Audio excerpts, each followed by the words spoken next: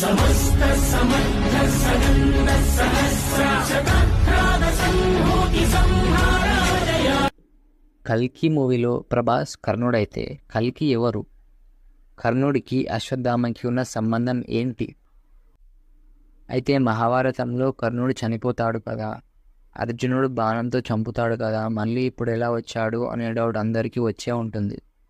కల్కి మూవీలో అశ్వత్థామ బ్రతికి ఉన్నట్లు చూపించాడు, కానీ కర్ణుడు చనిపోయాడు. కానీ కర్ణుని ఎలా చూపించారంటే కేవలం అశ్వత్థామని కాపాడేందుకు ప్రభాస్ని కర్ణుడు పూనాడు అంటే అవహించాడు అని చూపించారు. సో కర్ణునికి మరో జన్మ ఉందా లేదా అంటే ఉంది. అది ఎట్లా చెప్పాలంటే, ఒకసారి శ్రీకృష్ణుడు కర్ణుడి దానగుణాన్ని పరీక్షించడానికి బ్రాహ్మణ రూపంలో వచ్చి, నీవు నిజ జీవితంలో చేసిన పుణ్యం మొత్తం దానంగా ఇవ్వాలి అని కోరుతాడు. అయితే కర్ణుడు